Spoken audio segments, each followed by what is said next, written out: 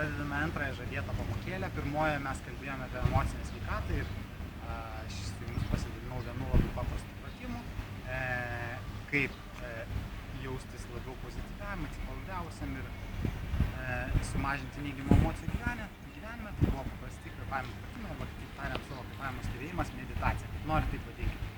Šiandien mes pakalbėsim apie antrąjį svarbų dalyką, tai yra fizinis aktyvumas.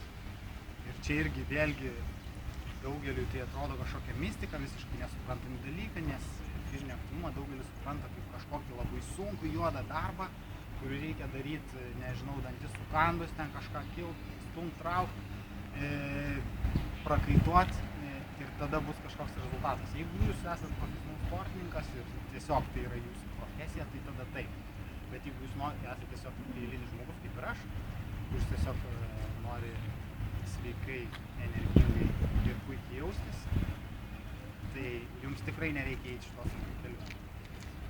Paprastas patarimas. Nuo ko pradėti? Sako, noriu sportuoti, nežinau ką daryti. Tą pabandžiau, nepatiko, nėra laiko ir taip toliau. Vieną išeitį jums duodu, tikrai surasit laiko kiekvienas 10-15 minučių bent jau. Kiekvieną vakarą išeikit pasivaikščioti kur nors. Pasimkit savo antrą pusę, žmoną, paną, kas neturit, tikrai turit draugų.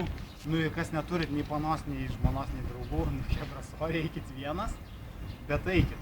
15 minučių tiesiog vakare išeikit savo po vakarienės, prasieikit. Ar tai nežinau, gal kokiam nors parke, kur nors netoli gyvenant, galų gale, nežinau, nueikit iki draugo, arba tiesiog užsidėkit ausinuką, klausykit muzikos, pasivaikščiokit po aplinkinius kvartalus. Ir pabandykit tai daryti vėlgi. Svarbiausia yra nuosekliai ir pastoviai. Darykit kiekvieną dieną. Tiesiog paprastai, nes gal, pavyzdžiui, jeigu kiti žmonės turi antsvorio, tai jie tikrai iškart nešoks ten prie kažkokios aktyvios veiklos, bet labai gerai. Iš tikrųjų pasivaikščiojimas, moksliniai tyrimai N kartų parodė, kad užtenka vaikščioti